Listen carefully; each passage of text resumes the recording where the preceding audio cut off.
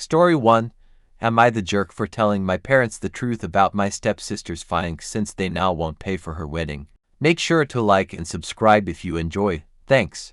I 28F have a stepsister, Jen 29F. When we were in our teenage years, our parents had a get-together, but Jen and I never got along. It's not that I have anything against her, it's just that we're not particularly close. My stepfather owned a business, and I worked there between the ages of 22 and 26. Jen also worked there, and she still does.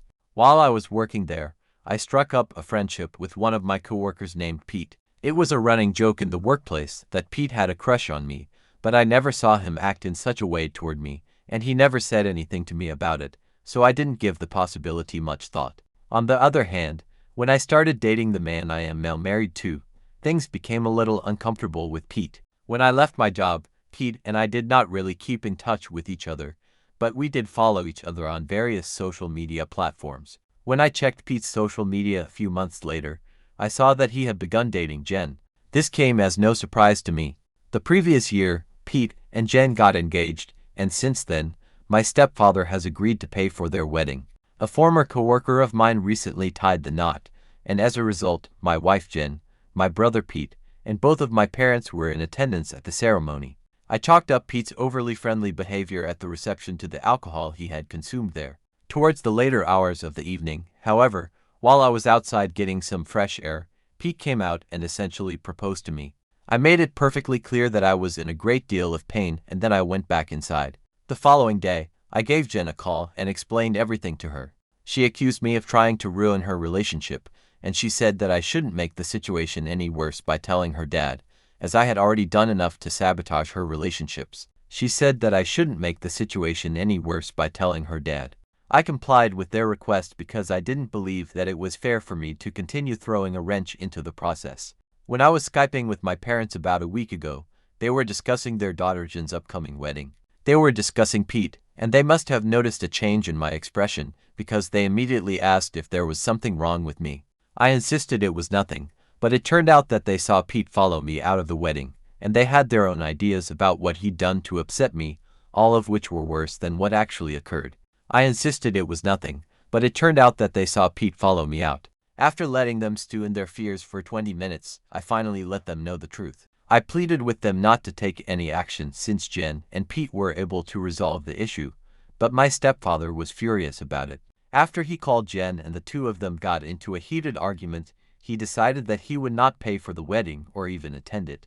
Jen has been calling me and texting me, as well as posting on social media, about what a horrible person I am for ruining her wedding. And I've had messages from her friends telling me how awful it was for me to tell our parents after she asked me not to, as well as saying how I've basically ruined Pete's career, among other things. Jen's friends have also posted on social media about how awful it was for me to tell our parents after she asked me not to. I've tried to explain that allowing them to continue assuming would have led to worse consequences, but it seems as though I should have been able to just conceal the entire thing in some way. I've tried to explain this.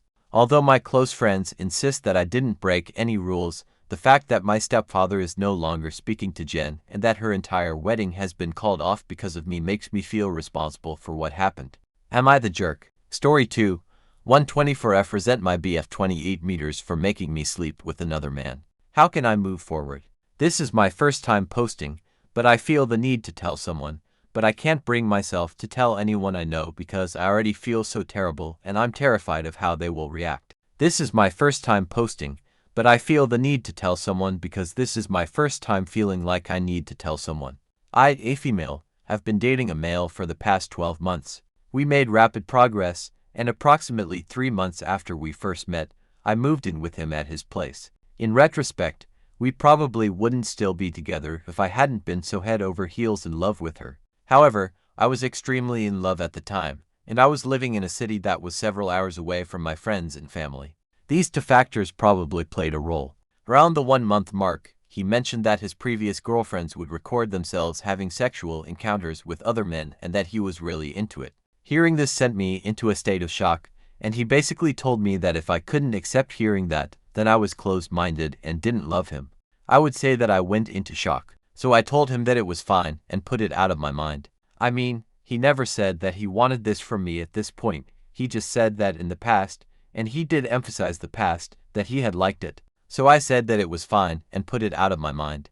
But around the 2 to 2.5 month mark, he started bringing it up more frequently while we were having sex. At the time, I thought it was harmless and assumed that he was just trying to spice things up in bed. However, just as I had confirmed with my housemates that I was moving out to live with him, he basically told me that I had to do it or else he would dump me. If I didn't move out to live with him, he threatened to dump me.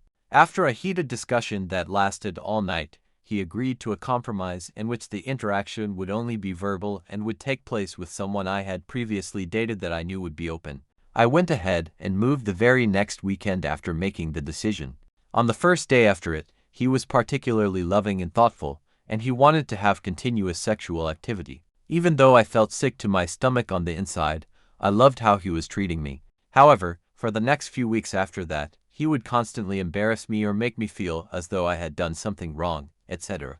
After we got into an argument, I told him to delete the video and to stop masturbating to it if he didn't like it as much as I did. After that, he stopped doing both of those things. But after that, he started pushing for me to have sexual relations with another man and wanted me to do so, saying that he would end our relationship. Keep in mind that I was head over heels in love with him and didn't want to lose him, in addition to the fact that I was living apart from my family and would have had nowhere to live. I brought up the deal from the previous time and mentioned that I didn't like it, as well as the fact that he had promised not to ask again. But he persisted in his efforts.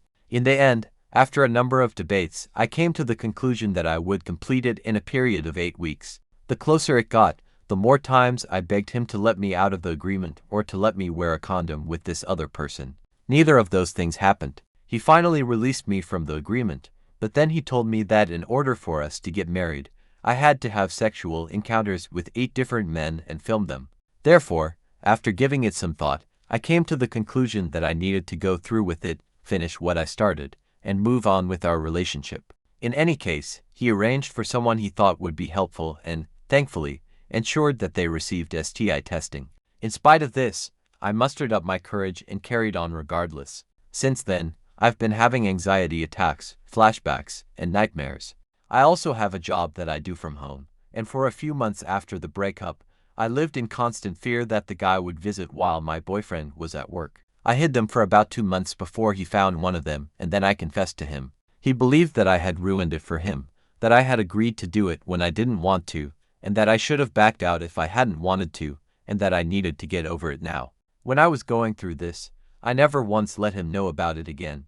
Up until very recently, when I began to question whether or not we would continue our relationship because, to tell you the truth, I was getting so exhausted. But he loves me even more now, and he wants me to stay with him so that we can talk through everything that's going on.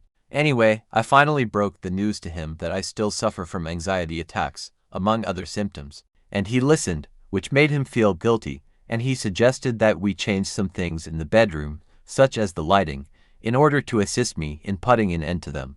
I wish that we would have just broken up instead of me being the one to end things because I feel so dirty, gross, and upset about what happened. I hold a grudge against him not only because of this but also for the manner in which he responded initially. Despite the fact that I love him and that he is making an effort now, I've given letting go a shot, but I'm not sure if I can really do it. I would be grateful for some direction regarding how I should proceed.